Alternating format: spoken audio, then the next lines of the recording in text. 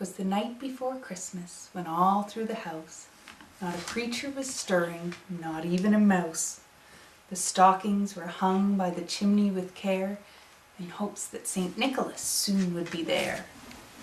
The children were nestled all snug in their beds, while visions of sugar plums danced in their heads. And Mamma in her kerchief, and I in my cap, had just settled our brains for a long winter's nap. When out on the lawn there arose such a clatter, I sprang from my bed to see what was the matter. Away to the window I flew like a flash, to open the shutters and throw up the sash. The moon on the breast of the new-fallen snow gave a lustre of midday to objects below. And what to my wondering eyes should appear but a miniature sleigh and 8 tiny reindeer.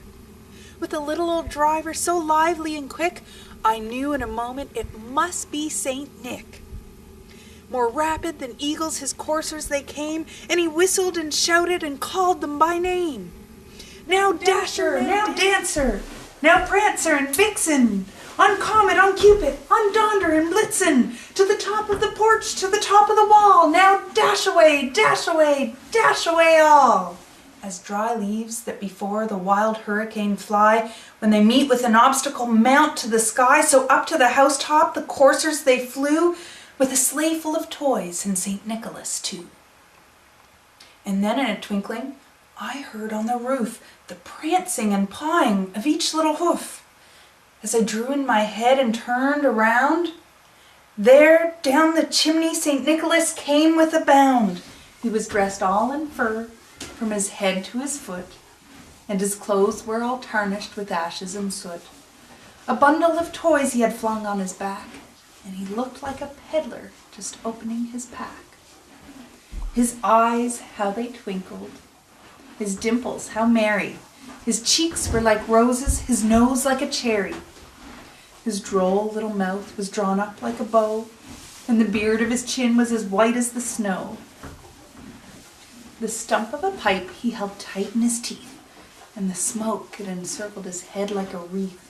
He had a broad face and a little round belly that shook when he laughed like a bowl full of jelly. He was chubby and plump, a right jolly old elf, and I laughed when I saw him in spite of myself.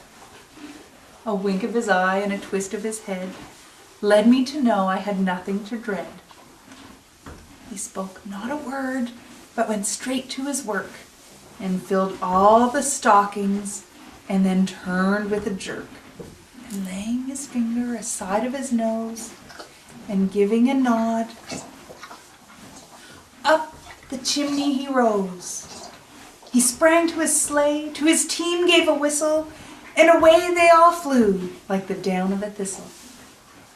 But I heard him exclaim, ere he drove out of sight, "Happy Christmas to all, and to all a good night."